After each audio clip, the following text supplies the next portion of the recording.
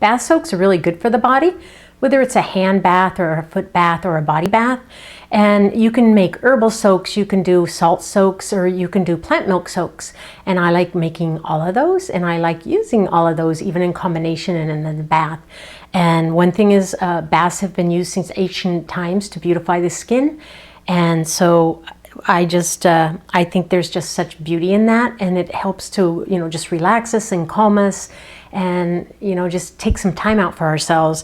So here's a few salts that I keep in my bath, and I like getting salts from all around the world. It kind of puts me in touch, like, oh my goodness, I'm in that part of the world, because that salt has been from that area. But one thing is really good, like for, muscle aches, it's Epsom salt. And Epsom salt has beautiful crystals. So it's really fun to actually incorporate that into different salts because the shiny crystals come through. And I like taking Epsom salt baths every now and then because it really does help. So it's known to help with muscle aches and sprains. And then these other salts are different salts, again, that I get from around the world. And then this is, you need to know like the grade of salts, and this is fine sea salt.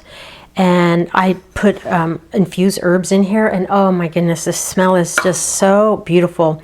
And herbal soaks, I like to use like mustard seed and oat straw, calendula, lavender, roses, jasmine, things like that in my bath. It just depends what I'm wanting for that bath.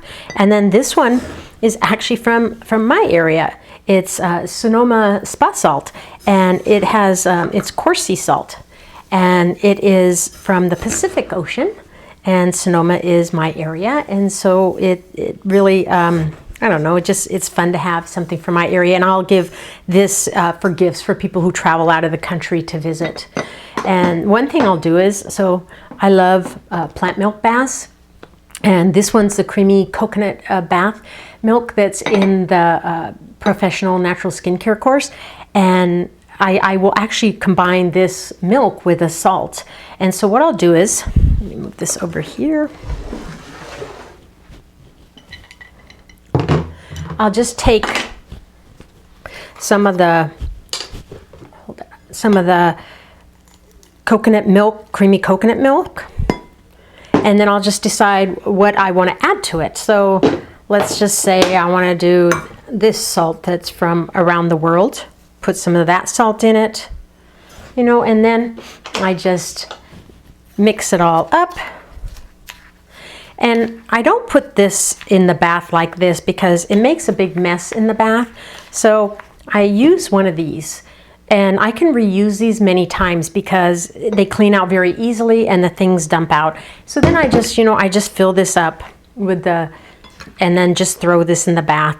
But it's a really fun luxurious bath, and by adding the plant milk, that's in the creamy coconut milk bath, it really softens the skin too. So not only do salts help to detoxify and relax, and they add minerals, into the water and into your skin, depending where they're from. So sea salts have different minerals depending areas that they're from.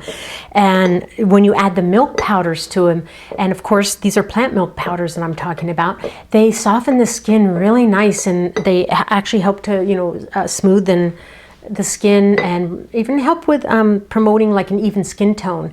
So one thing is just to be aware of, like with coconut milk powder, many are not plant-based because they contain a constituent from dairy milk. So just so you know that, if you're making any kind of vegan products, that you can't say vegan if it has coconut milk in it, that it contains casein, and casein comes from dairy milk.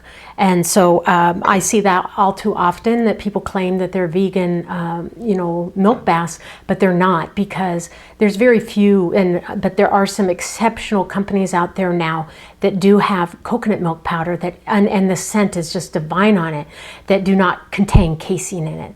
So I hope you can enjoy some bath soaks, whether they're herbal soaks or salt soaks or plant milk soaks, and see how they do a body good.